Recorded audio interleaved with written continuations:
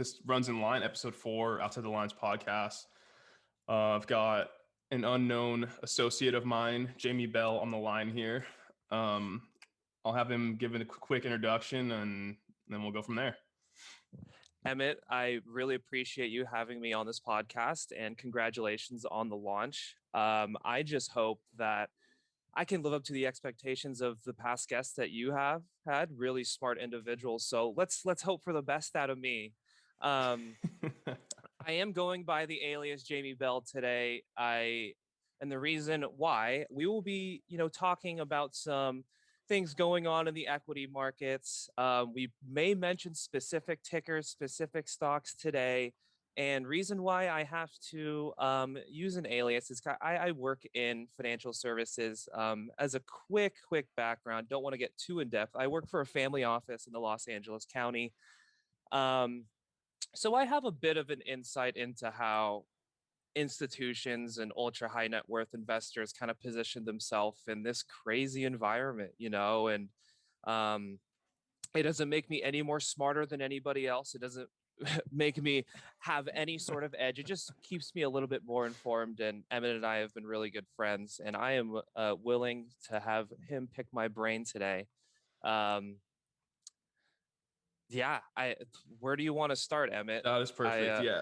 Again, so just wanted to give a quick background on what you do in the what's kind of your expertise in the the small office here. Exactly. So smaller family office. I'm not the shot caller. I don't make the big time investment decisions or anything like that. I have a really simple back office job. I monitor all money coming into the firm, and I initiate all wires and money going out of the firm. I also am solely responsible for all trade execution that goes on. Again, I don't discretionarily trade for the firm. Essentially, boss tells me this has to go, this has to be bought, and it gets bought or it goes. We are not active. We are not day traders. Our clients. And one thing I will talk about is that the richest people in the world, ladies and gentlemen, their investing lives are pretty boring, right? They're very boring. So there's really not much going on there. But look, when cash needs do come up, we have to know, what to liquidate, or if some people are looking to put money to work or put some risk on, we can do that for them as well. I thought it would be the perfect kind of segue to have you on here, is because we will go over and talk about a lot today, Emmett. Now, you get to see everything. Yeah. Other things that I do essentially. So that's pretty much my typical morning, right? Other things that I do later in the day, when we do meet with our clients, I am responsible for putting together some of the schedules and the packages that have to be shown. I don't meet with any of the clients. They don't really know I exist. Again, this is just a pure back office job. So I'm not a big honcho. I'm not trying to come out and say that I'm some sort of freaking genius here, but I do have, I do have kind of a nice bird's eye view as to how people are kind of, how some of the richest individuals, specifically in Southern California, are positioning themselves in this crazy environment. And again, they're not smarter than anyone else, that even you, again, like, just because you have a lot of money doesn't mean that you're smart. So man, we will talk about a lot today. You get to be the perfect fly on the wall with ultra net worth people, which is you get to see the deepest and darkest parts of their investing lives, per se. Yep, I sure do. Everything. And we will talk about everything from the equity markets, how people like to position themselves there. We could also touch on real estate a little bit, and how some of the older money in LA has positioned themselves there too. Feel free, shoot me some questions here. I can also start out and talk about a lot of topics that are on my list too, or we can just essentially go on with this, man. I have a lot to talk about. Let's start with the last topic you said there. Like, how are those ultra wealthy individuals in this area, how are they positioning themselves in the real estate market during this current climate?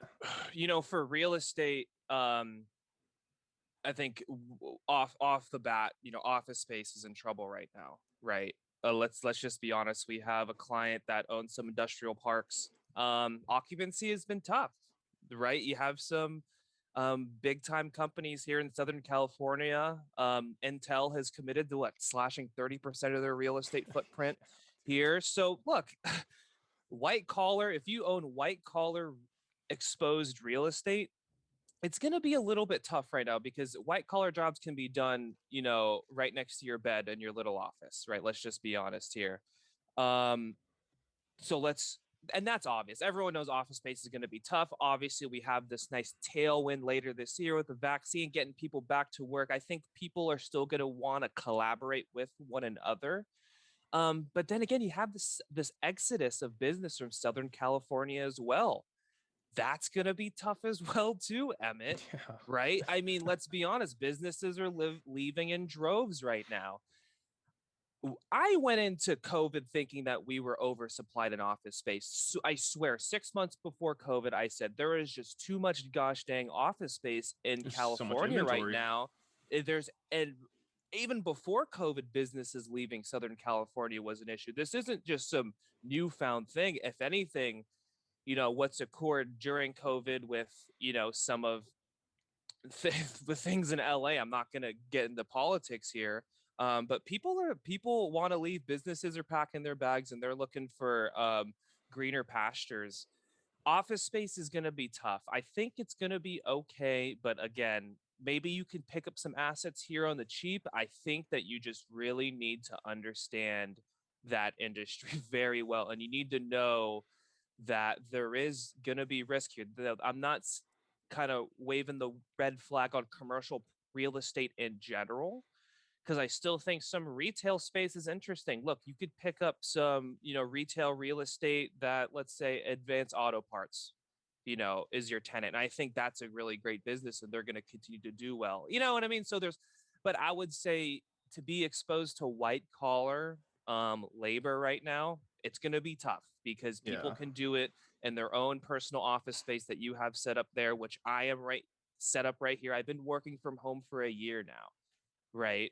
Um, and I haven't been back to the office. And again, I don't try to put too much emphasis on my personal life when it comes to investing because you could really crowd yourself with certain biases, right? But I think office space is going to have some trouble here, specifically in Southern California. I wouldn't really say the same for the Midwest, because I Yeah. think businesses are going to flock there and you're going to be okay. And if anything, prices there are so much more affordable and you could probably afford to, run 70 to 80% occupancy, whatever. I don't know what certain occupancy rates are great or good, but I know for a fact that you need to be uh have a pretty good occupancy to be able to finance and continue to own these properties, man. Other than that, I think one segment and something that I'm interested in, man, warehouse space. What a fantastic investment you could have made before COVID. Warehouses are on fire right Yeah. So do now, you think and that's a just specific to Southern California? Or do you think that's it's across everywhere, the country? man. Oh my God. Yeah. If warehouse space is something that I'm extremely interested in, it is so on trend. I get that it's probably super expensive and your concentrated risk is in one or two tenants probably for each property you own. But oh my God, I mean, so on trend with e-commerce logistics, and then you have this nice tailwind too if your warehouse space is located in states that have either legal cannabis or are in the process of legalizing cannabis. Probably in the process of legalizing cannabis is where you want to be, because once cannabis gets legalized and you own warehouse space, Emmett, you're going to get calls. You are going to get calls, either it's growing operations, logistics in that industry. I mean, it's so warehouse spaces where, and there is Yeah. a nice little manufacturing recovery in America right now. Manufacturers are doing well. Um, the American farmer is doing well. There is a nice recovery right now. So being exposed to sort of maybe warehouses in the Midwest, or even, man, warehouses in LA with, this cannabis market is continuing to mature here. Warehouses are really interesting. Obviously, um, the prices for those properties have been bid through the roof right now, so it'd be tough to get in. And I think on average, those properties are pretty dang expensive to begin with. Um, but yeah, warehouses I really like. I don't have the money right now to ever buy one, but you know what I mean. No. I think from Yeah. From So again my bird's eye point of view, I may be talking big picture, big money stuff that I can't afford, but I'm just, just as you say, like these are things that I see. Warehouse space is yeah, good. And do you then think that's going to be a that kind of trend hits with the government kind of trying to take back some of our infrastructure and supply chain logistics after like what COVID did to it? so I haven't heard anything about that. You're saying that the Just government is this things that the new administration is trying to do? even when Trump was still in office, they were talking about kind of trying to get manufacturing in America back on There track we and kind go. of There we have yeah, exactly. You know not what? so much a Yeah. reliance on foreign nations. Yeah. So exactly. Yeah, man, the manufacturing economy, man, was, and I have a bird's eye view to that because I have family. I'll just be as transparent. My father owns a manufacturing business. Yeah. And let's 2016 to 2020. Oh, what horrible times. We had one of the worst manufacturing recessions I'd ever seen. And it goes contrary to popular belief because we had someone in Donald Trump that was very pro manufacturing, very pro America.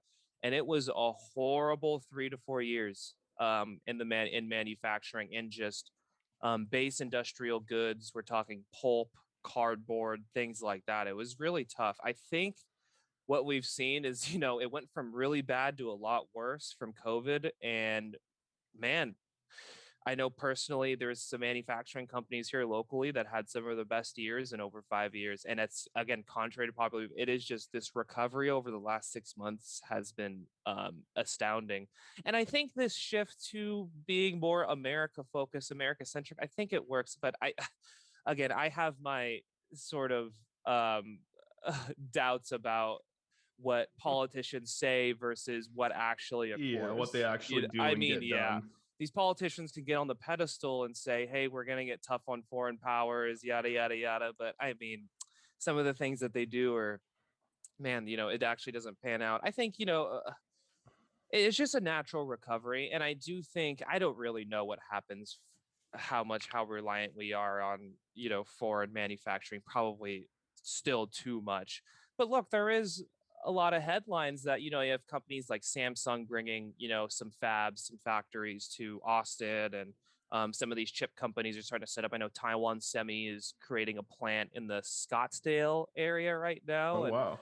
so it's good to see some, at least the chip making, coming back to America. But I think that's a good point that you bring up, that if there's this synchronized manufacturing recovery in America, man, warehouses just sit right there, dude. I mean, what used to be kind of a risky piece of real estate where you didn't really know if your tenant was going to be able to make it, I think the future is a lot more clear for manufacturing in America right now.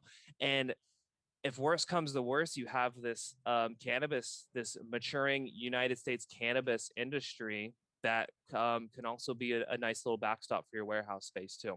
Yeah, let's segue into that there, and that's I know we talked about it a little, Yep. not too much at length, but so what's kind of everyone talks about Canadian cannabis Uh and huh. Canadian based cannabis Uh companies. huh. Um, I mean, I'm not too familiar with the market, but you brought to my attention that it's not as what it seems to be Yep. there, and can kind of give us So a yeah, broad. I'm going to go at length for this. So I'm gonna break it down really simple. All you people out there that are buying the Tilrays, the Canopies, the Auroras, the Chronos, you're buying the wrong stocks, guys. I'm sorry, you're buying the wrong stocks. You're buying the wrong companies. What you should be buying are the American-based cannabis operators. Cannabis has been legal in Canada since 2017, everyone. Right? They're the first country to do it. Why isn't Tilray making money yet? Why isn't Canopy making money yet? That's really interesting to me. It's because these companies can trade on the NASDAQ and the NYSE. Because they're based in Canada, they have the privilege to list on the American exchanges. Companies like Green Thumb Industries, Trulieve, Jushi Holdings, Air Wellness, some of these companies that you may have never heard of that are American based, right? There are dispensaries in America, everyone, that are owned by companies that are publicly traded. Crazy concept. You should be buying those, because if anything happens, which it will with this administration pretty darn soon this year, 2022, the Canadian companies don't have any footprint here in America. Canopy Growth will tell you in the earnings calls, hey, we have some sales in America. They don't break them out. They don't tell you how much sales they have. They don't have any dispensaries here, Emmett. Say they don't break down the demographics. Who's buying it Trulieve where. has 72 active dispensaries in Florida right now. Okay, that's a real company doing real things. They have over 70 dispensaries in Florida. They have a grow operations in Florida. That's Trulieve. Remember, these are all 5-letter tickers because they trade OTC. Companies like Trulieve and Green Thumb. I'll just talk about Green Thumb and Trulieve. First, these give the volume. That's kind of what shocked me, like the volume out of one state compared to the entire industry in Canada. There was more cannabis sales in the state of Florida in 2020 than the entire country of Canada. Since when did Canada become this lucrative consumer market, Emmett? I'm sorry. No offense to any Canadians out there, but when it comes to Canada, there's Toronto, Vancouver, and that's about it. Would you rather own dispensaries in Toronto or Miami, Florida? I'm taking Miami, Florida every day of the week, twice on Sunday. I'm sorry. I'm sorry. And I don't care if cannabis isn't totally legal here in America. This administration is going to push for lessening regulations on these operators. I want to be involved in these stocks and in these companies before you make money being involved in things before material events happen. Once everything is priced into stocks, you do not make money. You got to be willing to take uncomfortable investing decisions in order to make money. So I'm very passionate about this whole cannabis landscape. I think the Redditors are buying the wrong stocks. I know that they are, because they're all based in Canada. Tilray is not going to do any sales in America. And if you want to be exposed to Canada and you're from Canada, that's fine. I just think most of the people that obviously are listening to this podcast and most of the people that are buying these stocks are located in America, and they just see cannabis in the name and they just blindly buy it. The issue is that stocks like Green Thumb and Trulieve can't be bought on Robinhood, Emmett, because Robinhood doesn't have doesn't allow for over-the-counter trading. So what you want to be looking for is at some point this year, we're going to get more clarity from this administration on allowing companies like Green Thumb Industries and Trulieve to finally list on the New York Stock Exchange or NASDAQ. And that is going to be a huge boon. Finally, the institutions are going to have liquidity. Market makers are going to be able to grab a piece of this. You know, you look at Green Thumb today. I mean, this is a $7.5 billion enterprise today. And, you know, Canopy Growth is a $13.5 billion enterprise. I'll take Green Thumb at about half the valuation every day. Again, every day of the week, twice on Sunday. Green Thumb has a huge footprint in Illinois right now, and they're the best positioned when cannabis gets legalized in New York. Again, no offense to Canadians, but we're not selling cannabis in the backwoods of Canada. We're going to be selling it in New York City, right? And there's a difference here. There's a difference between New York City and Miami, Florida, and, you know, Alberta, Canada. And then, again, no offense to any Canadians, but I've never heard Nike say, man, you know, we really need to go reach the Canadian consumer this year. Like, I've never heard Adidas say, man, that Canadian consumer, they're really important to us. It just doesn't happen, man. Let's be honest here. You know, and again, no offense to any Canadians. I have a Canadian friend. It's a great country. They take care of their people. But look, they don't have that great of a consumer. And I want to be exposed to the American consumer. So look at Green Thumb. Look at Trulieve. This is not financial advice. Please seek help from your own financial advisor. But look at those companies. My advice is stay domestic here in America when it comes to the cannabis industry. Cannabis is maturing here in the United States. This administration will prioritize it. I think, and then if we want to step back, in a world with an 8% unemployment rate here in America, Emmett, 8% unemployment rate, our Treasury Secretary and our Fed president said that's more 10 to 11%. Remember, because unemployment doesn't factor in people that check off that they're not even looking for a job. So Yeah. about 1 in 10 people right now, Emmett, are out of work. And these are people that are smart individuals. They want to work hard, but for whatever reason, maybe their job is shipped overseas, which our politicians have been doing for the last 20, 30 years. What a fantastic opportunity cannabis provides for this country. Early stage, high growth, possibility for some good paying jobs in management, logistics, growing, research, scientists. So scientists, good paying jobs are talking. I mean, what in the world here? What's the holdup here on Capitol Hill? Everyone knows that. I mean, 15 years ago, people, were like, hey, cannabis, you smoke weed every day, you might, I mean, come on, you'll now, melt your man. brain. Exactly. I mean, let's just be real here. If we're allowing people to be able to drink a handle of Jack Daniels every single day, this is the land of the free here in America. Um, give people the freedom to consume things Yeah. that they want, as long as they're not completely being a detriment to themselves. But then again, someone could go to the liquor store and buy a handle of Jack Daniels every single night and pound it. And I'm not saying cannabis is perfect either, because, kind of the pushback against the legalization of cannabis nationwide is a lot of people are having bad experiences with edibles, right? You take too much edibles, you eat too much, and there's been a rise in emergency room visits. So that's one thing that I would like to see the cannabis industry do, because edibles can really screw people up. I'd like to see more clarification on the whole edible industry. On dosage has been the big problem. Edibles are it's more dangerous. Potent. Yeah, edibles are tough. They hit you really hard, and people that are more inexperienced, man, I mean, it's a high that sticks around, and it can be very aggravating. You know what I mean? It could be a very aggravating high. And so again, the cannabis industry is not perfect, but then again, the alcohol industry isn't either, and that's been legal for almost 100 years now. God knows not how long. 100 years exactly. So, and again, that had that own prohibition, because there were issues. There's issues with the alcohol industry. There's domestic abuse. There's drunk driving. And that's the reason why it was under prohibition, earlier last century. But then you kind of realize that, I mean, just to completely, make everything illegal, like the alcohol industry, it just, the wrong people start making the money, which is the black market. You need the right people to make the money. You need actual legitimate jobs. You know what I mean? W-2 wages, right? Yeah. Cannabis companies issuing W-2 wages, the government getting a piece of, because it's not so much the sales tax. People are like, the sales tax on marijuana, we're going to get more tax revenue. Okay, I get that, politicians, but think about the people being employed by these companies. You're also those creating jobs. You're getting more tax revenue from that.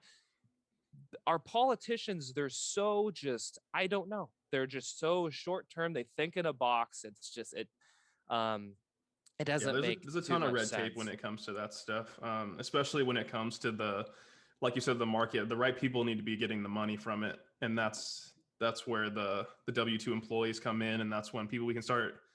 As much as we don't enjoy regulatory kind of committees and things of that nature, some parts of it need to be regulated. Yeah. I think, we've talked to length about this. I think we're good. I mean, we can have I could have an own video about this industry. We could go, exactly. We could go ahead and riff off of whatever you had in mind here, man. Cannabis was a big one we were going to touch on, but go ahead. I think, in the market today, I think that there's two huge misconceptions right now. Misconception number one: retail traders are all in on this rally. They're leveraged. They're all in, 100% net worth. They're all in on this rally, Emmett. That couldn't be any more false, in my opinion. What I look at when I talk to people, I'll give you an example. Maybe they have, a few grand in a Robinhood account. And I don't mean to get into specific numbers. This is not a case study. I'm just throwing out numbers. A few grand in a Robinhood account, and then, 20 grand in a savings account. That's not too all in for me. That's about 10%. That's about 10% of your net worth allocated to equities. And that's assuming that you're all in equities and that few grand in the Robinhood. That's not all in whatsoever. And that's what I see across the board with retail investors. Maybe they're all in their specific accounts, but if you look at percentage of net worth, and this is what I want people listening to this to really understand, is this is how the ultra high net worth and institutions think. What's the big picture? What's my positioning like? Remember this: positioning, positioning, positioning. It's all about positioning. I tell some of my friends, I know we have 70-year-old clients that have higher allocations to equities than you. Think about that. And they think that, and people that have a few grand in their Robinhood account think like, God damn, I'm taking a lot of risk right now, even though I've got 10, 15 grand. I'm telling you, but there are 80-year-olds that have 60 to 70% of their net worth in equities today. And they don't even blink an eye because, I mean, they've obviously been owners and buyers of equities for the last 30 years. So they're more comfortable with it as opposed to somebody that just started. But I think the big misconception is that retail investors are like all in and they have everything in the market. They don't. And I think the lesson to take from this is understand your positioning. Don't just throw 5 grand in a brokerage account and think like that's my portfolio. Look at look at other aspects of other checking accounts or savings accounts you have. And as a rule of thumb, look, if you're under the age of 30, look, you got to be close to you got to be close to 50% in my opinion. Obviously, I'm not telling you to go buy the market today because I think it's really expensive. I'd ask, you've probably had much better opportunities over the last year. Yeah.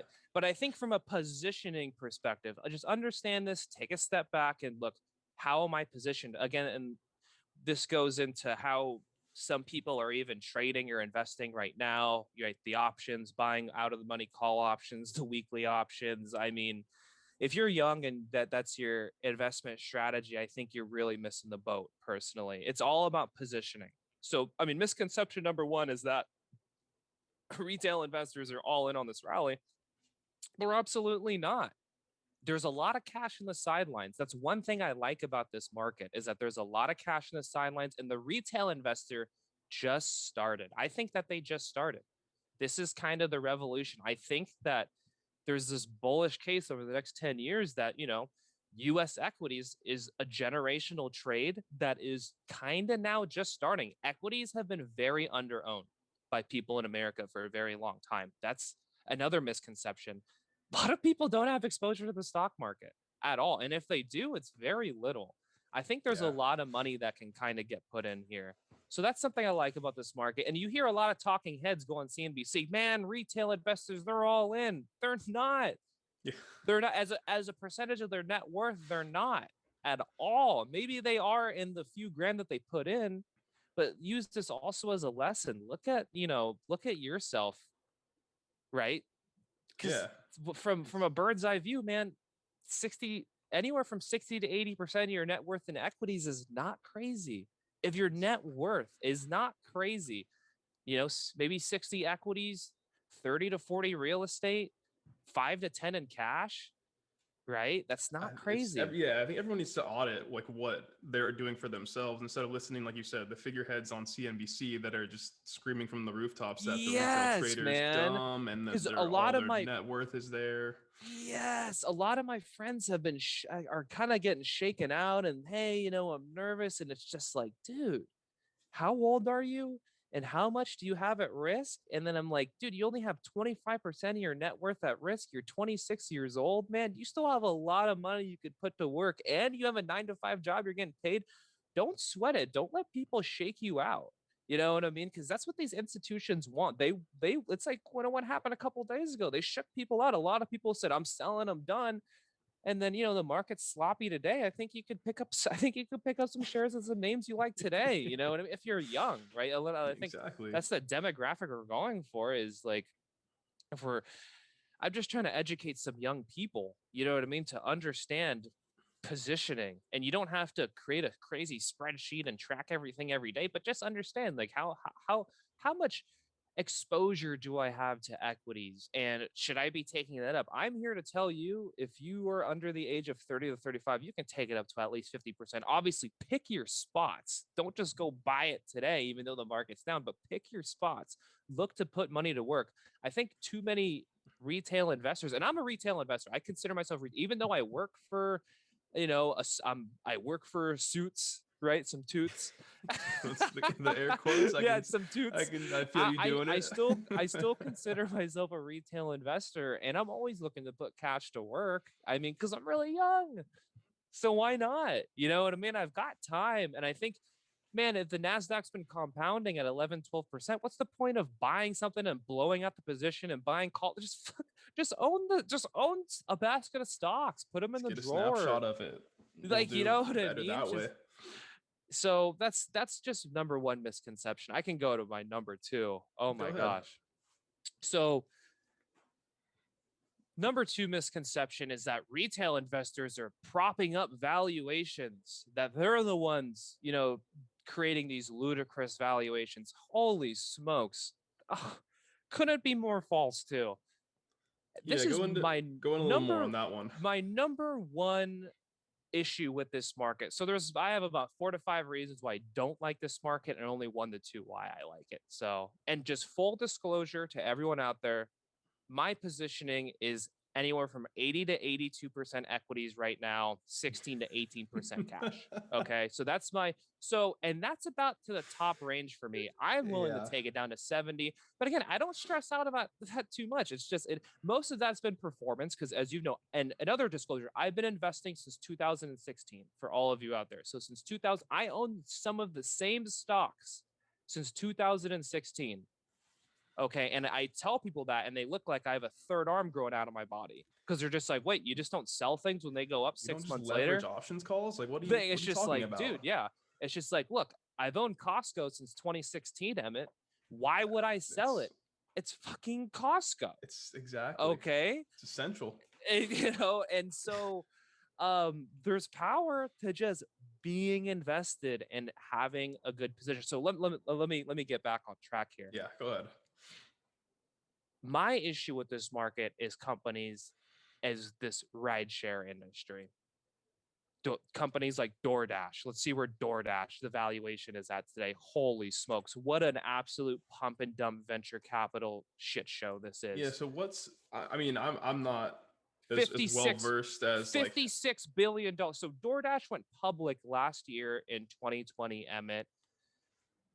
This company today is worth $56 billion. A company that exploits human labor to deliver soggy French fries to people at 11 p.m. when they're drunk. That's literally what DoorDash does. It's nothing more, nothing less than that, in my opinion. Food delivery isn't a new concept. There was fooddelivery.com went public in 1998. It was bankrupt 2 years later.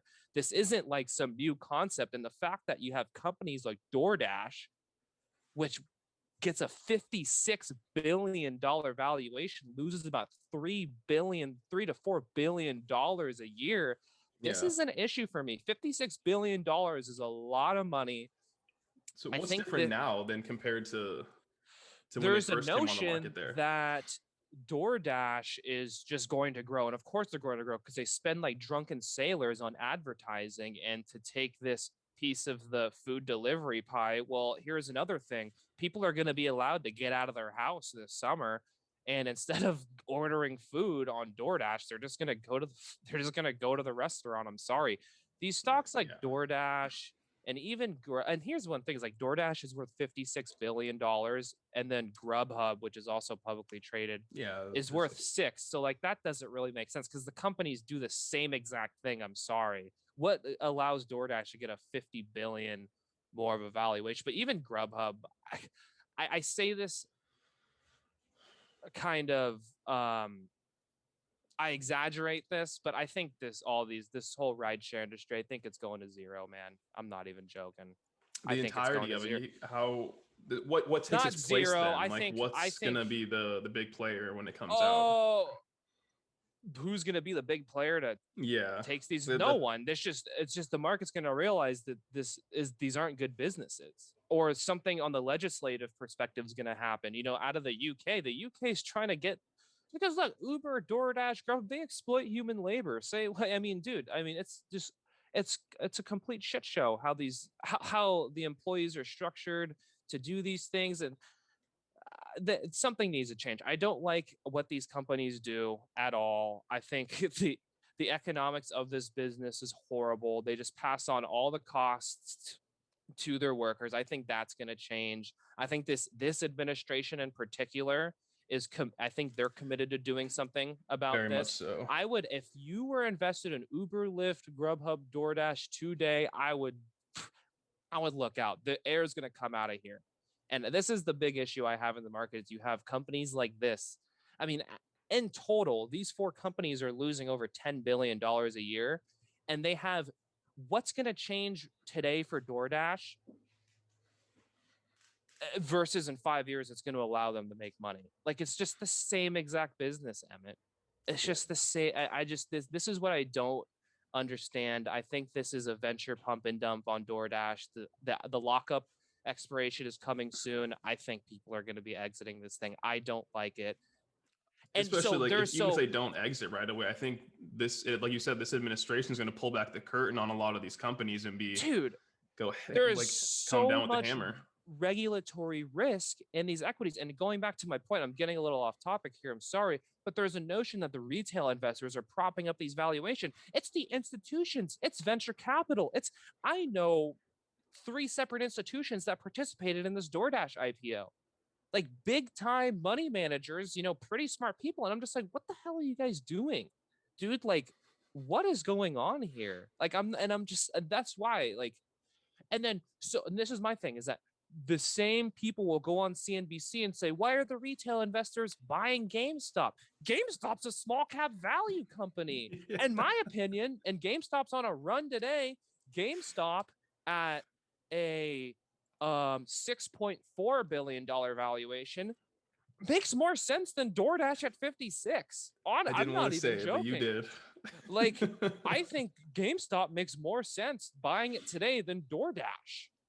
It's just, and so there's the notion that, oh, these retail investors, yada, dude, the retail investors are actually snooping around and looking for underrated companies. Some of these companies that have been heavily shorted by institutions for years, they're actually snooping around. These guys are these Redditors are a lot smarter than what people give them for. Obviously, I think they make mistakes like in cannabis. I think they should be buying the American. But for some things like this, I think they're actually pretty smart. Now, do I think GameStop is worth 6.4 billion? No, I don't. I think the stock is going much lower, but I still think it makes a lot more sense than buying DoorDash here. And so that's just what the CNBC talking heads are going to get super pissed off about, Redditors pumping some of these kind of these small cap value names, these down and out underrated companies. I don't think that's that big of a deal. Look, I mean, retail is pumped, names like American Eagle and some of these mall-based retailers, Gap, Macy's, Nordstrom. I think those offer more value than freaking DoorDash, personally. And how is it allowed that to go this far then in terms of like how can the retail investor fight back against the big VC firms and those people, like you said, in Silicon Valley that are pumping and dumping these? Don't participate in, don't buy these IPOs, man. And there's some IPOs that I like from 2020. There's pretty much only 2. We could talk about those. So the rule of thumb, Emmett, is, the investment banks always, when it comes to the IPO cycle, the good ones come out first and the shit comes out later. I think everyone knows that from, Wall Street, the movie and shit like that. So some of the good ones came out early. Corsair Gaming is a great one. So I love Corsair. That was the only one I participated in personally in 2020. I really like that story. I really like the company. I love the gaming industry. Another one was Leslie's Pool Supply, the pool supply store. They're everywhere. And so Leslie's, again, this is an understandable company. The economics are good. I think it's really on trend. So Leslie's is another good IPO. So there's some that are good and there's some, because I don't want to make it out that like I hate every freaking IPO, that they're all shit. I think some are good. I just think I'd rather buy Corsair at a $3 and change billion valuation than DoorDash at a 56. I mean, holy smokes, right? It's just I'd rather put some money to work in Leslie's, which is, a $4.4 billion company again versus a freaking DoorDash at a 56. I mean, people have been joking, but DoorDash is worth $56 billion and FedEx is worth 68. I mean, so pretty much same value. Are you really telling me right now today, Emmett, that FedEx and DoorDash should have similar market cap? So that's why I've been buying UPS and FedEx ever since DoorDash came public. I've just been sitting because I'm just like, something has to make sense right now. If you're telling me something has to change. FedEx and UPS make about $10 billion a year. DoorDash, Lyft, Uber, and Grubhub lose $10 billion a year. I'll take UPS and FedEx all day when it comes to logistics, transportation. And they're not UPS and FedEx aren't delivering soggy French fries to drunk people at 11 p.m. They're actually responsible for delivering this freaking vaccine nationwide to us. So to talk about government the important contracts, like exactly, it's not going anywhere. And it's not the retail investors that are propping up DoorDash either. Just to get back to it, it's these institutions. I don't know what they're doing. What we saw in leading up to 2009, the institutions were doing the same thing. They were just buying horseshit companies, right? And so that's what scares me about this market, Emmett, is the rideshare industry has gotten too big market cap wise, and I think the air is going to come out of it. These companies lose way too much money, and what causes that, we can talk about that. And then this SPAC boom, you have a lot of these companies, a lot of story stocks. Right now, over the last couple of months, the harder it is to explain what a company does, the higher the stock is going. And that was happening until about this Monday, when the air really came out of it. And you saw a lot of kind of these story stocks just getting absolutely freaking destroyed. CCIV is one, the SPAC merging with Lucid. I mean, I don't know where that thing is, but people got killed with that. And there's another company, Workhorse, another electric that, I mean, that thing got killed. And so a lot of people are getting killed, which is good to see, because you need to have kind of a nice sentiment reset in this market. So it's good to see some sentiment reset, but that's still what scares me, man. You still even have a company like Nikola, which has like do you know did you hear about Nikola, man? I mean, with the amount of lawsuits that they went through, dude, like Nikola months ago, I don't know how they're still even on the face of the earth. Like, how is it still being talked exactly about? So this stock is down, let's call it 60-70% from the high, probably more. So people have gotten killed. What's it at now? Nikola. It's at $20 a share, but it's at an $8.1 billion valuation, Emmett. Nikola, the company doesn't do anything.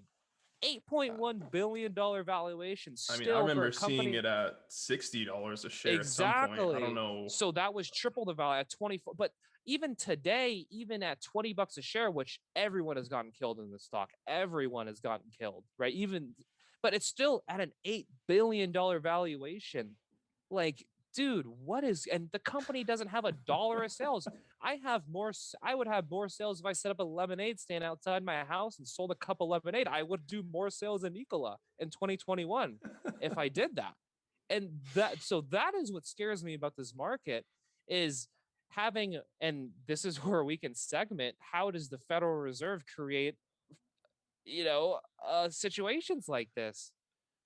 And this is what they've done, having rates at 0% for the last 11 years. I think I told you when we met, we're the first generation. And so this happens to the institution, but we're the first generation to not have a proper savings account. We don't. That's kind of the other big thing, like, that we wanted to kind of talk about, is like, if us retail investors, like, we're young enough, like, why are people so scared to throw most of their net worth into equities if their savings account's not doing anything for them? And that issue is the issue that's spanning throughout the entire capital markets for somebody that has $2,000 in their checking account versus someone that has $200 million. It doesn't change. People are saying, what the hell do I do with my cash in a world where there isn't a savings account or any FDIC insured vehicle that's yielding above point, not 1.1%, Emmett, but like 0.1%. Man, and this is where the risk curve, this is why institutions are piling in the companies like DoorDash, because DoorDash is growing like a weed. It's growing really well. The sales are growing. And so this is institutional. I got to go get growth. It doesn't matter if the company loses money, if rates are at 0%.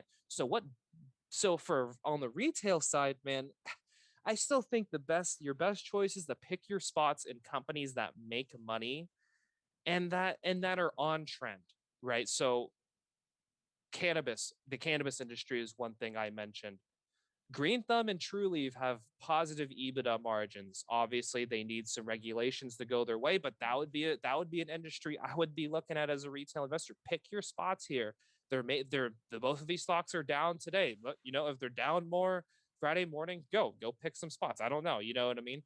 Gaming, in the gaming industry, these gaming publishers are starting to make money. Emmett, Activision Blizzard, Take-Two Interactive, I they're mean, profitable. They're very on trend. I love the gaming industry. We can talk about that at length, how positive I am on the gaming industry too. I think you could be a buyer of certain stocks like that. So there's certain industries that are on trend, but again, this isn't sci-fi stuff. So there's people that are investing in, companies that are going to send people to Mars and back and space time continue. And I'm just like, dude, I can't. I'll buy Activision Blizzard. They make video games. You know what I mean? They're profitable. It's just that's where I'll stick. Like, that's just like, dude, come on. Like, I can't go there. Like, I can't go there with companies that don't have any sales, but hey, in 3-4 years, they're going to be the greatest thing. It's just like, dude, do you think that's like more of a mindset thing of if people want to be involved in the company that went to Mars or they discovered new alien life? Like, do you think that's like a generational, like millennial thing that we're dealing with, or do you think it's more of again, just like a so people buying the hype? some retail investors are involved, but most of the money involved in these, what I kind of the companies I'm critical about, are it's institutional money that's involved. It's institutions that are taking these companies public, because again, we have 0% rates, and who cares if a company doesn't have sales and they're gonna have sales in like 3-4 years? Rates are at 0%, so we're getting paid to wait. You know what I Exactly. mean? And now, so what blows this out of the water? Well, Emmett, rates are rising. Treasury yields are rising right now, and that's spooking the NASDAQ a little bit. What have we seen? Some of the airs coming out of the NASDAQ a little bit, even over the last 6 months. Amazon, dead money over the last 6 months. Apple, dead money over the last 6 months. Facebook, dead money over the last 6 months. Dead money. If you bought Facebook, Apple, Amazon 6 months ago, congratulations, you're down money. When's the last time you could say that? That's So big names that's what that I don't. never are on a Yeah, downward trend. in a 6 month, you could buy Amazon, be down in a couple, but a 6 month period of just complete dead money when the market is grinding higher. That's what I'm scared about, is we're losing our leadership a little bit. The market's grinding higher because the banks and energy and some of these value cyclical plays are getting ready for this recovery, but we're losing some leadership a little bit. So if you're not positioned right going into 2021, I think there's some pain. I'm gonna put 6 months ago, I said you can't be a buyer of Apple and Amazon here. I said that everything is known about these companies, and I was right. I still think you'll make more money being invested in American Express than Amazon over the next year. Look, American Express all-time highs today. Why? Because it's getting ready for the recovery, man. Corporate spend's coming back. The corporate business travel's coming back. Money has been leaving some of these big tech companies because rates are going higher, and they're getting ready for some of these recovery plays. So from a I think that was strategic a big one that you perspective, talked about was the like you said, when corporate spend starts coming back, that the big one we talked about was Callaway and MGM, that man, partnership. That was a man, big thing that you sent over. That's man, yeah. So yeah, what Emmett's referring to, guys. So a little bit about my investing philosophy. So I'm a stock picker. I've been investing since 2016. I own many of the same stocks, and for me, it's just I buy, I hold, I do homework. If my thesis is wrong and I'm just wrong and I admit it, I'll sell. But for the most part, I've been just very steadily invested for the last 4 or 5 years. I graduated in 2017 from college, so I'm not an old geezer here. I'm 25. I'm 25 years old. I started investing my senior year. But and I like to invest on trend, gaming, cannabis. So I'm not a complete boomer either, you know what I mean? But I'm also not buying out of the money call options. So I'm sorry if you people are looking for the hottest options trades. I don't have them for you. You know what I mean? You came in the wrong place. Yeah, I'm sorry, but look, two companies. I've owned MGM for since the beginning of 2019, and I say that not to brag because I got killed during COVID. Did not know that. That's huge. I've owned MGM for a while, which isn't that great because I was a buyer in the 30s back in 2019. The stock fell to 7 in a month. It went from 30 to 7. Okay, because fucking Vegas was closed. Okay, and now did I get depressed? Or did I buy more? Well, gladly, I bought a little bit more. I wish I bought more, but I did do some buying. Now MGM's at what, 37, 38 bucks, let's call it. I don't know. So, right, I've done okay. MGM is a stock that I'm willing to put more money to work in. I love Vegas this decade. Like Emmett said, I think that things are going to be real, but Vegas is going to be an absolute zoo this summer. Vegas is going to have the best decade it's ever had in the history of this city. It will. Remember, Vegas is relatively new. Big statement too. People think that Vegas is like been around since like the 70s and 60s. Vegas was kind of created in the 90s. It's relatively new. Okay. I like the setup here for Vegas. I like the Las Vegas Raiders being in the city. I like the fact that our generation likes to buy out of the money call options. We have a high affinity for risk taking. When things open back up, the same people buying out of the money call options, Emmett, they're going to be at the craps table at the 100%. MGM Grand. That's just the one thing I see. And Vegas in general is doing a good job catering to the young individual. I think Vegas is going to see a younger crowd, a crowd that is more excited about putting money to work. Because contrast that with previous generations, Emmett, our parents, our grandparents. How many times have our parents been burned in stock market crashes and horrible recessions versus us? We're just happy-go-lucky. Stocks have been going up last 3 years. You know what I mean? That's We're it. ready. People only know that stocks only go up. That's it. Exactly. So I love Vegas. Either you get that exposure in MGM, Caesars, Wynn. I wouldn't buy Las Vegas Sands because most of their profits actually come from Macau and China, which I think Macau and China is a good opportunity, but I'm more excited about Vegas. Now, MGM has some exposure to Macau, but not as much. Caesars and MGM, I really, really do like here. These stocks have ran, but I still like them a lot. I think Vegas is the best decade in the history of the city. And that's how I really think. I think when we turn this decade, it's what's going to work this decade. I love the city of Las Vegas this decade. I would be looking to add to these casino operators here if I was a retail, and many retail investors have exposure to these casino operators. So hopefully giving some confidence if you do still own these stocks, and I'm giving you confidence to be a buyer on any weakness here.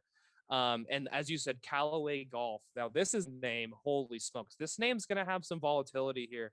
I don't know if any of you have noticed or realized, but Callaway Golf is finalizing a deal for Top Golf, right? And I think we all know what Top Golf is, and that's why I'm really excited about Top Golf is turning into a household name. Callaway is not a golf company anymore. It's an entertainment company. I'm really excited for the opportunity here. Yeah, they've been super bullish on that. I mean, the locations that are popping up across the country is crazy. Top Golf this summer, Emmett. I mean, how are you even going to be able to book a reservation? These places are going to like you said, with American Express, like with corporate spend coming back, these places are going to be jam-packed. Oh man, Top Golf is going to be a zoo. I love the synergies with Callaway. You're going to have a Callaway Pro Shop at every single Top Golf. It's estimated that 51% of individuals that step into a Top Golf location aren't golfers. So these are people like me. Like, I don't golf, but hey, I'll go to Top Golf to grab a beer with my buddies and swing a club.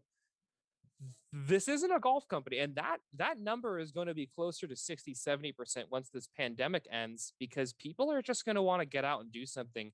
Top Golf is very interesting, and what Emmett alluded to, and everyone should look this up, but MGM and Callaway have entered into an official partnership where in states where sports betting is legal, like Nevada, like Michigan, Tennessee, Virginia, when you're at a Top Golf location, you're going to have a sports betting kiosk there through BetMGM, their electronic sports wagering software. Wow. I mean, again, Callaway's turning itself into an entertainment company. Now, this deal with Top Golf is not finalized. It gets finalized on March 8th. So I'd watch out here. You know what I mean? You could easily have a sell the news situation like with, CCIV and Lucid. When the deal gets announced, the stock might trade down 50%. But again, I think decade long here, and I really like this. I really like this deal. I'm not going to go into like the total details of it, but there's some share dilution here because Callaway's has to issue shares to finance this. They're choosing not to do it all with debt. They're choosing to use some equity financing. So you're as a current shareholder, you're going to get diluted. So there is going to be some volatility here. I just want to let people know that if you buy this today, it might be a lot lower in 2-3 weeks. But I would pick your spots with Callaway, and to even continue with Callaway, their apparel brands, Travis Mathew, Jack Wolfskin, which were seen as liabilities 2-3 years ago. These are Travis Mathew and Jack Wolfskin had their best year in a very long time. These are very underrated brands, and they do very well, especially Jack Wolfskin. People are getting out and hiking again. You know what I mean? And there's a big demand for their products. It's Jack Wolfskin is Callaway like quietly just stole the entire golf market, and not even just the golf market. They, like you said, they quietly transitioned into an entertainment and basically a media company, and they were on the back foot with TaylorMade in the golf industry, and they basically said, you guys are playing checkers and we're playing chess here. It's not even playing the same game. And I love the golf, and here's the thing. Emmett, and you know this, I hate golf. I'm the worst golfer in the world. I've never golfed, but it doesn't matter what I like. Again, so I don't let my biases try to cloud my investment decisions. I know how popular of an industry golf is. I know how dedicated of a market that they have. And obviously, if let's just say these lockdowns continue to persist, which I don't think they will, golf's going to be okay, right? Callaway had its best year for clubs in 2020. Why? Because people could still go to the country club, but they couldn't sit at a restaurant and eat. Go figure. But so yeah, I like Callaway. Like you said, there's millions of people out there that are just like you. Like they don't golf at all, but they'll go to that entertainment. They'll go to a Top Golf, and that's why I love it. They'll go to Top Golf, and they'll drink the beer and like have wings, and then they'll be able to gamble right there. Exactly. Like I like to invest in what people like to do. Like it's just so crazy. But I know people, they like to consume cannabis. I know people love to play video games.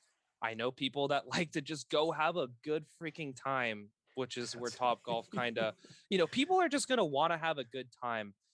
I own stocks like Costco and Target, but I'm not buying them here because that was like the cool thing to do last year. I remember like in the heart of the pandemic when it was like kind of exciting, like, hey, let's go to Target. Like that'll be fun because we're just sitting in our freaking apartment anyways. Yeah, we can't do anything else.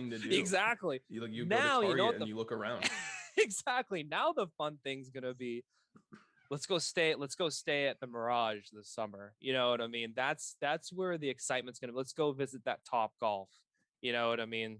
Yeah, and that's why I don't have any hesitation with agreeing with you about how bullish like you are on Vegas in general. It's just people are going to go there regardless. I love the setup for the city this year, which is I love the setup, man. It's Vegas is not as old as people think. This was a city that was kind of created in the 90s. They had a really good decade from 2000 to 2010. And then this past decade was really soft for them. 2010, 2020 was not a good decade for Vegas. It was not great, man. They lost some foot traffic. The economy, even though the market was going up, I mean, we could admit, the real economy was just dragging its feet, dude. from 2010 to 2020. It was just a drag. Now the consumers, all of a sudden, you have some people that are super flush with cash. I love the setup. I love the setup this decade for Vegas. But yeah, those are some of ideas, some themes for me. I think we went over some. Again, Yeah. um, And please consult with your own financial advisor on these things. You should not yeah. hold my recommendations as gospel, but yeah, these are some things that I think if you're out there, you could grab a piece of some of these businesses, and I think it makes some sense. Yeah, it's a healthy disclaimer again that this is not financial advice. Like you said, go seek financial help. Exactly. Absolutely. Anything else that you want to talk about? I can go into what If you, I went into a yeah, lot about what I don't like about this market. I think some of these names are frothy. And then another thing that I want to bring up, what I don't like is this setup with where rates are. I think rates are going to go higher, and that's going to throw off a lot of valuation metrics and how people are willing to take risk.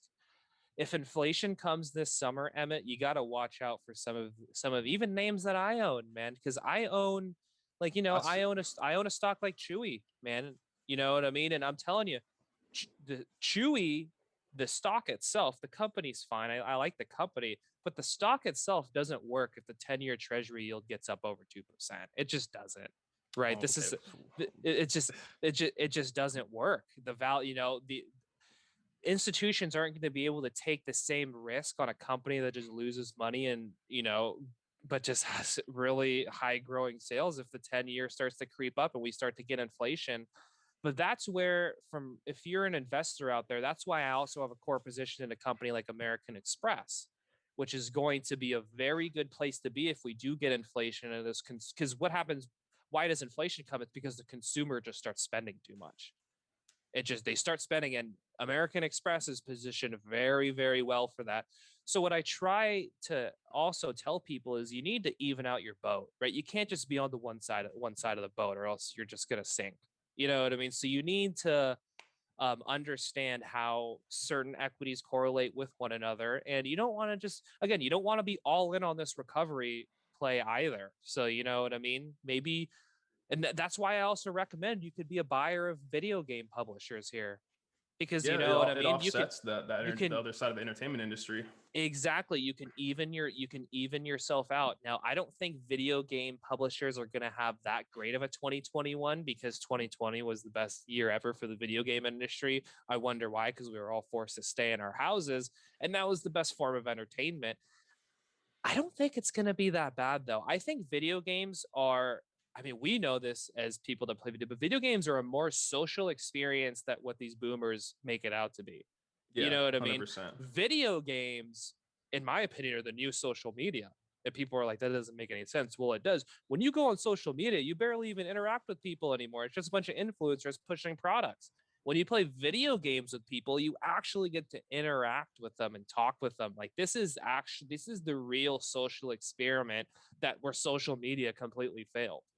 Compare the 6 month chart between Facebook and Activision Blizzard, and I think it tells a big story, that I think the video game industry is going to be a-okay in 2021. Even though I think people are going to want to get out of their house, I still think the gaming industry is the consumer's favorite form of entertainment.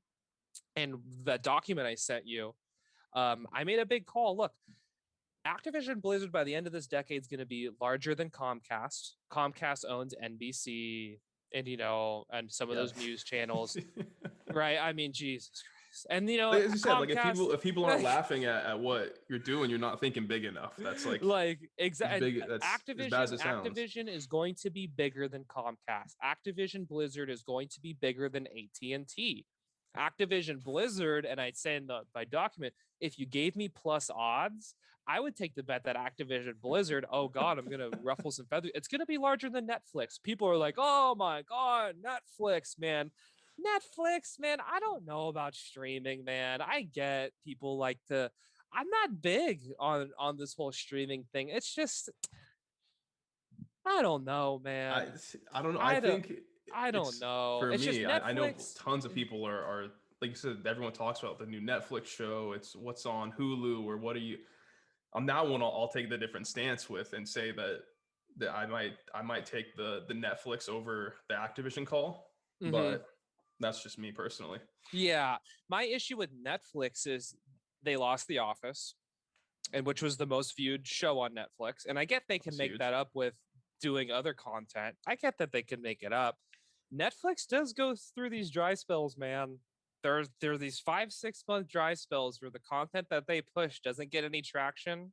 And again, when people are able to get back out, I don't One know. thing I just still don't understand about Netflix though is why I'm now kind of regretting taking that is they spend billions of dollars a year Exactly. making original content and they're only charging like 10 bucks a month and And people yeah, like it's and for Netflix's favor, they just turned a profit this past quarter. Good for them. This isn't like a complete dog shit business, but I just think at a $270 billion valuation, everything that's in Netflix is priced in. How many more levers does Netflix have to pull? They just have to keep spending like drunken sailors to make content versus Activision Blizzard. Oh my gosh. I mean, they still have the microtransaction lever to pull. They have Overwatch 2 coming. Esports is only going to get larger as a business. I mean, I just love the potential. And if anything, with the rise of technology, there is going to continue to be going to be extreme growth in net added video game users, yeah. over I the think next the decade. also the biggest thing with back to the content point is that those publishers don't have to create any extra marketing around these products. There's content creators out there that are doing the work for them. That's what I love. And this is, I always pay attention to what the little kids are doing. And remember what I said in the document, I said, Hollywood is dead. And everyone kind of knows Hollywood is dead. The Yeah. most popular people, the most popular celebrities are people that play video games now. Nick Merckx, Ninja, like these are like almost becoming household Yeah. freaking names Like here. Tim the Like Tap Man. Like there's all these people. exactly. And whatever these guys are playing, like kids want to pick it up and play it too because it's a social experiment. My issue with Netflix is like, yeah, it's great, but it's not as social and as collaborative as gaming is. And I just think as an industry, I love, love, love the potential with gaming. I think gaming is a bigger deal than what all these Wall Street boomers are saying because they don't play, they don't get it. You know what I mean? Yeah. There's, 40, 50-year-olds are sitting on their couch watching Netflix. 16 to 20-year-olds are playing video games. I always invest with what the young people do, and that I Yeah. always pay attention. What is the young generation doing? I'm telling you right now, people in their teens aren't watching Netflix, man. They're gaming. They're on Twitch. That's how they're on YouTube. So, Yeah. I I mean, do like look at I the do. biggest the one that I've seen is the Cypher PK. He streams Fortnite, and then if you look at all his YouTube videos, I don't watch them personally, but I pay attention to the numbers he brings in. He does almost 5 million views per YouTube video. Insane. And that's he's averages a stream of about 40 to 50,000 people that watch him daily. Yeah. Yeah, Twitch and YouTube are it's killing linear television, man. And I'm critical about Amazon, obviously, but I think if Amazon didn't own Twitch, this stock would be a lot lower. It'd I probably be agree. 20 to 25% lower. That was a very savvy buyout by Bezos, and it was very smart. So I commend him on that. I think Amazon's still kind of an overrated company in general, and again, Yeah. people are gonna be lashing out against me for that. But I do like the Twitch; they're doing a really good job with that. And What do you think about his Alpha, position trying to buy an NFL team? I don't know if you I heard think, that. It broke yeah, like yesterday, I think it was. that's going to be really smart, man. I think that's smart.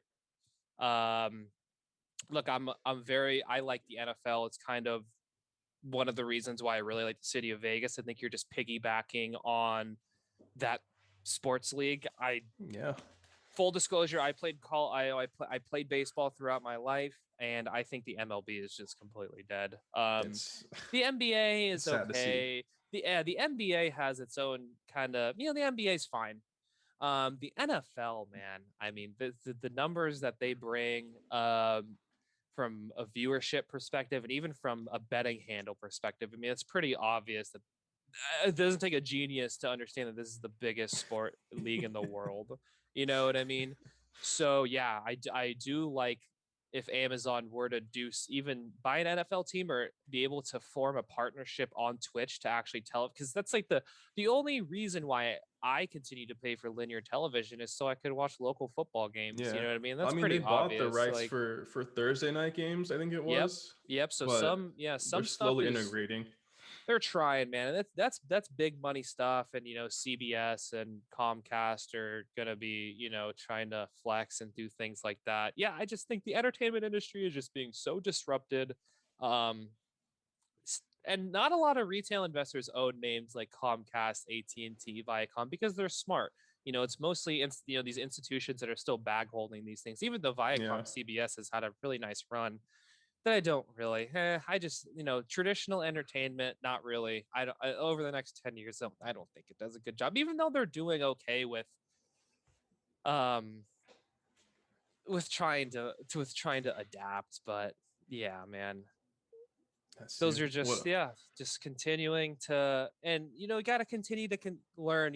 I may seem like I know everything, but man, I'm always open to learning more. And I think that's what the best thing about investing is you can just you don't have to be perfect, and you could work with other people, you know what I mean, and piggyback on certain ideas that you have. I didn't come up with all of this by myself, you know what I mean. I have a couple friends that kind of think like me, Exactly.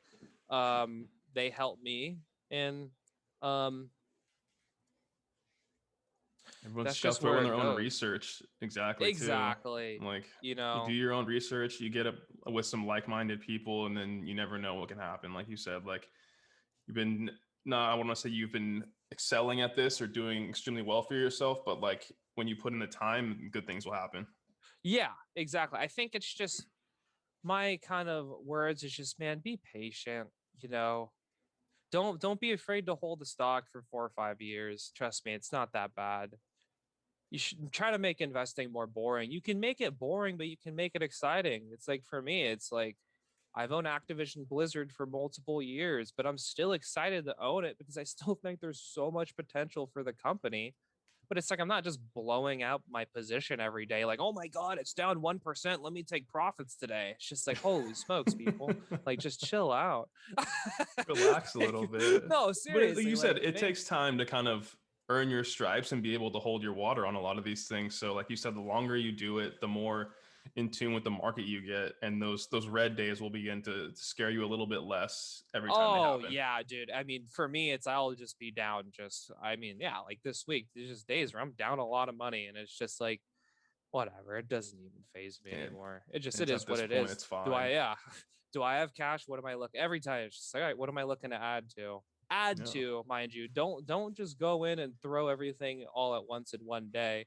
Use free trading to your advantage, everyone out there. Everyone offers free trading. Start investing like the big investment arms and the investment banks. They just sit on bids, Emmett. They like a name, so they'll like, for instance, I'll say, man, I really like Activision Blizzard. My goal for this year is to accumulate 20 shares of it, and I'm just going to do it over a long amount of time, because I just don't want to buy 20 shares today. I don't know if it's going to be down more tomorrow, but just right. And you don't have to you don't have to open your app or open up your brokerage, every single minute, but just, man, just be patient, sit on bids, pick your spots, accumulate positions. There's nothing wrong with just slowly accumulating a position, right? That's the thing. It's That's what how the you become a largest whale. That's what the largest investors in the world do. They just sit on bids. They're very patient. They don't freak out. They don't get shaken out of positions. These institutions will shake you out. That's kind of like what, on a day like today, you know what I mean? Maybe they're trying to shake people out a little bit. That's the game that they Don't play, man. That's all exactly. it is. Don't try to read into why, oh my God, my stock's down 4 to 5%. I'm just gonna freak out and sell it at a gain. Because what happens is, if you have a gain in a position, let's say you're up 20%, and it sells off 6-7% in a day, everyone just sells it because it's like, I gotta capture that. You know what I mean? I gotta capture that Yeah, gain. yeah, of course. And how many people have made that mistake, 5 years ago in a stock like Amazon, right? I'm critical about Amazon. Amazon was a great buy 5 years ago Yeah. because they really grew into the business that they set forth to be. There was a lot unknown about Amazon. They really grew into that valuation. you could have been shaken out of Amazon in 2017, 2018, 2019, right? Stock was down 3%, but oh my God, I'm up. So I got to sell it. And the next thing you know, you're just like, God damn. Guess who was buying? Guess who was buying on that day? It was the JP Morgan investment arm. It was the Morgan Stanley investment arm. It was the big boys that just continue to accumulate their position.